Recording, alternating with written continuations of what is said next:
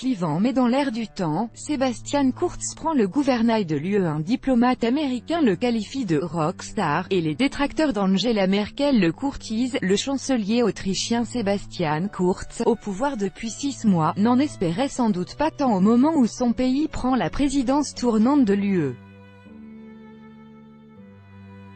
Pain béni pour ce très jeune -31 ans dirigeant conservateur allié à l'extrême droite, FPE. Depuis décembre, le durcissement perceptible des gouvernements européens sur l'accueil des demandeurs d'asile, une question qui déchire l'UE. L'Autriche inaugure dimanche son semestre de présidence européenne avec, en toile de fond, ce sujet que Sebastian Kurz maîtrise sur le bout des doigts et dont il a annoncé vouloir faire la priorité de son mandat à la tête des 28.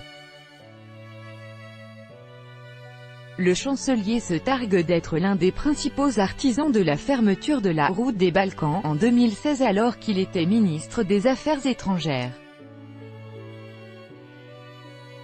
Il a construit son ascension et cimenté son alliance avec le FPE sur la promesse d'une politique migratoire sans concession. Si le chancelier autrichien divise, il est dans l'air du temps, explique à l'AFP Patrick Moreau, chercheur au Centre national français de la recherche scientifique, CNRS, et spécialiste de l'Autriche. Sa critique du choix d'Angela Merkel d'ouvrir temporairement les frontières en 2015 est partagée de plus en plus largement, de même que son europhilie critique. Sebastian Kurz souligne son attachement à l'UE, à condition qu'elle accorde plus de souveraineté aux États. Une vision conforme à celle du FPE et des extrêmes droites européennes qui ont pour la plupart remisé leur dessein de sortie de l'Union, que ce soit en manager d'une crise des réfugiés, en porteur des espoirs de la droite ou enfin tacticien. La présidence autrichienne de l'UE offre au chancelier la possibilité de se mettre en avant, renchérit le journal centriste autrichien Kurier. Marketing politique, le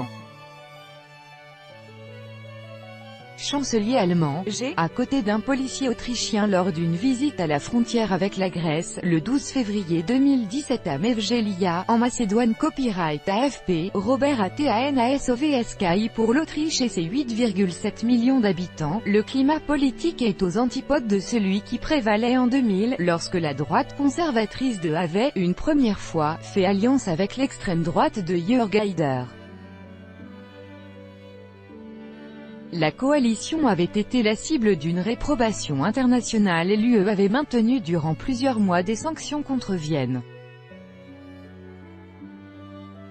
18 ans après, dans un contexte où les droites identitaires ont le vent en poupe, Kurz est une figure reconnue sur la scène internationale et les Autrichiens en sont fiers, analyse Patrick Moreau.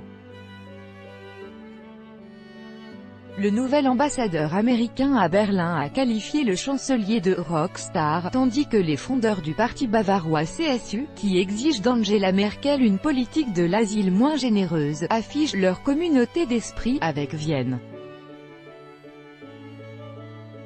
La popularité du gouvernement autrichien ne se dément pas non plus dans les sondages nationaux. La force du gouvernement est de présenter une image d'harmonie, au prix d'un intense marketing politique, notamment sur les réseaux sociaux, analyse le politologue Thomas Hofer.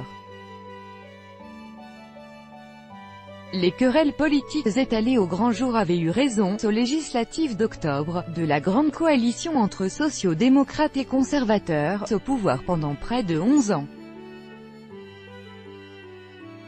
S'il y a des conflits entre le FPE, la consigne est de ne pas les montrer, poursuit M.